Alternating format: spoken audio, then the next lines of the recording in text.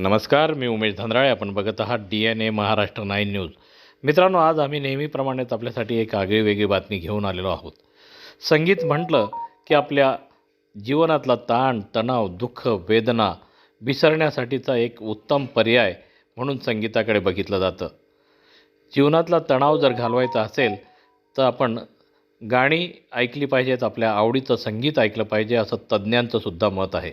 रसिकांच्या जीवनामध्ये आनंद फुलवण्यासाठी सुरसंगम ग्रुप नेहमीच प्रयत्नशील असतो आणि आपल्या संगीताच्या माध्यमातून करमणुकीचं साधन म्हणून अनेकांना दिलासा देत असतो.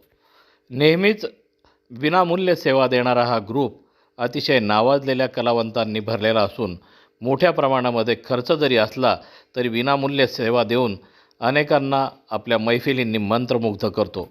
परंतु ग्रुपचे संचालक सुनील वाघ यांना एक खंतसुद्धा वाटते की मोठ्या शहरांमध्ये शेकडो रुपये खर्च करूनसुद्धा असा कार्यक्रम ऐकायला मिळत नसतानासुद्धा विनामूल्य सेवा देऊनही प्रेक्षकांकडून हवी तशी दाद किंवा प्रतिसाद या कार्यक्रमाला मिळत नाही आणि त्यामुळे कुठे ना कुठे कलाकारांमध्ये सुद्धा नाराजीचा सूर दिसून येतो.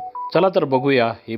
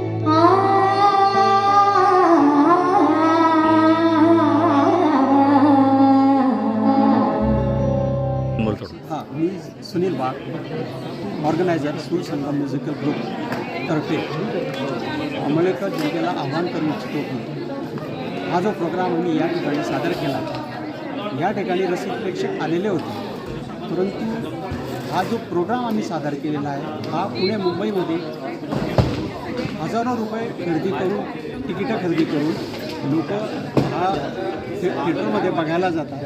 परंतु खेदाने मला एक सांगावं लागतं की या ठिकाणी आंबेडकरचे प्रेक्षक ज्यांनी आम्हाला या ठिकाणी हॉल पूर्ण भरलेला पाहिजे अशी अपेक्षा असते, परंतु पूर्ण भरत नाही, याची मी आज या ठिकाणी खंत व्यक्त करतो आहे.